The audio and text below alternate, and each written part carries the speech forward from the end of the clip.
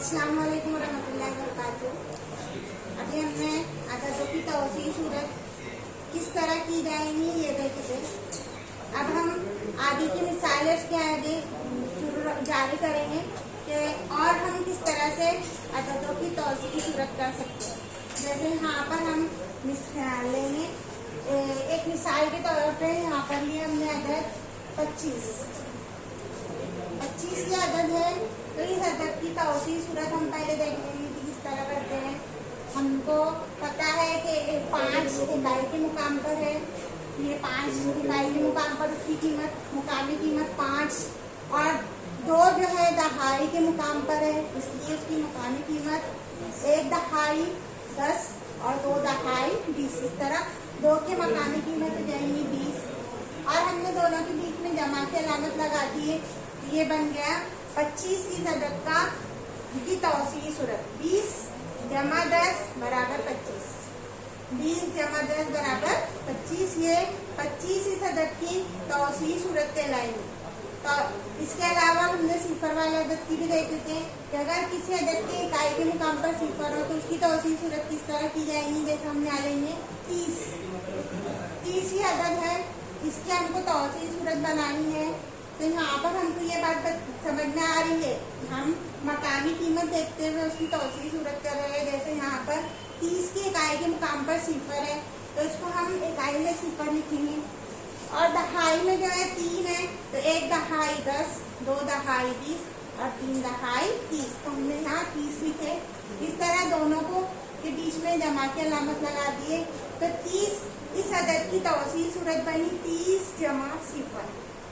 एक और हम इसको तरीके से समझा सकते हैं, जैसे हम यहाँ पर कंफ्यूजन होते हैं, माँ बाप कंफ्यूज होते हैं, तो यहाँ पर हम देखेंगे 30 जमा सिफर बराबर 30 के सहारा, तो यहाँ हम खड़ी जमा करेंगे अगर उसके हम तो 30 जमा सिफर जो इकाई के मुकाम पर है सिफर जमा करेंगे तो सिफर और सिफर 3 सिफर 3 के 30। इस तरह जो है इसकी तौसीह सूरत 30 हुई।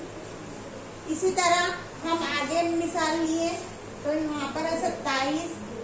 इस अदद की तौसीह सूरत हम और एक तरीके से कर सकते हैं। जैसे यहाँ लिखी हमने 27 को इकाई के मुकाम पे जो अदद है वो लिखेंगे 7 इकाई के मुकाम पर उसकी मकामी कीमत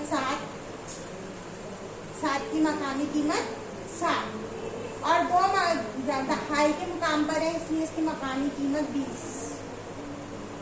2 दहाई के मुकाम पर है जिसकी मकामी कीमत 20, 1 दहाई 10, 2 दहाई 20, इस तरह 20।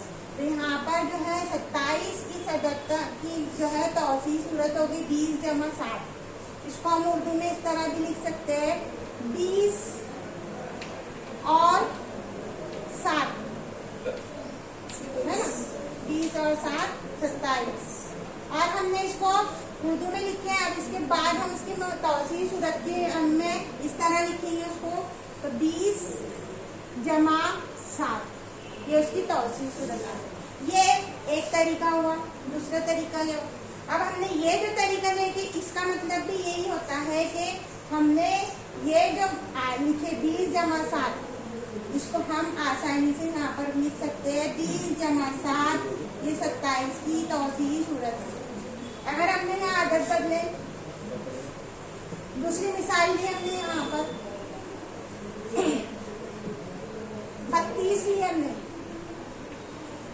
32 के इकाई के मुकाम पर 2 है तो हमने यहाँ 2 लिए, 2 इकाई 2 और 25 के दहाई के मुकाम पर 3 है तो 1 दहाई 10, 2 दहाई 20 तो 3 दहाई 30। ये हमने यहाँ पर 30।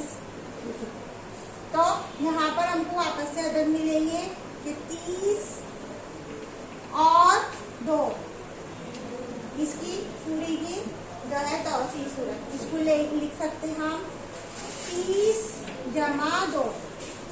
तो हमको इस पर से अंदाज समझ में आ रहा है कि ये जो अदद है जितने भी अदद है, जैसे 32 की तौसीह सूरत आएंगी 30 जमा 2।